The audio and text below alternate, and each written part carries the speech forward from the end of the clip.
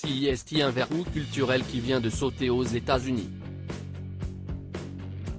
De l'autre côté de l'Atlantique, la justice s'était toujours refusée à condamner les anciens présidents, arguant même de leur service rendu au pays quand leur culpabilité devenait impossible à nier.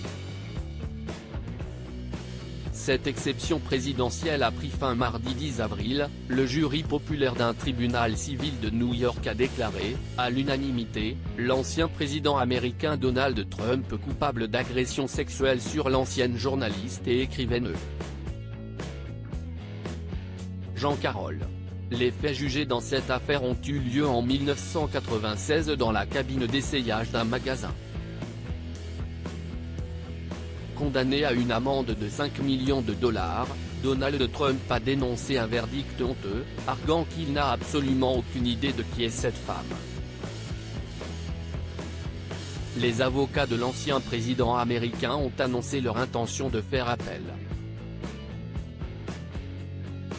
Marine Le Pen, Donald Trump, Angela Merkel.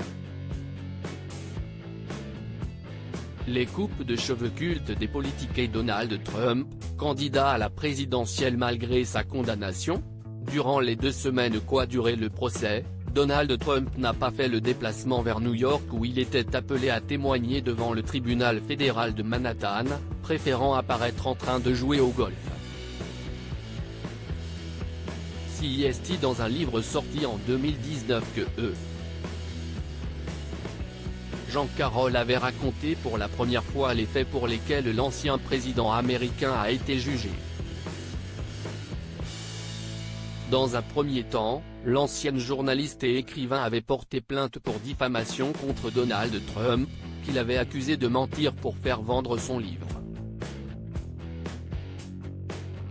En novembre dernier, Jean Carroll avait fait usage d'une nouvelle loi de l'État de New York, qui permet aux victimes présumées d'agir en justice au civil même pour des faits potentiellement prescrits, afin d'intenter un procès pour viol.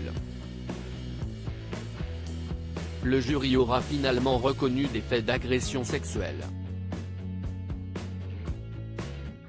Cette condamnation n'empêche pas Donald Trump de maintenir sa candidature à l'élection présidentielle américaine de 2024. Crédit Photo, agence.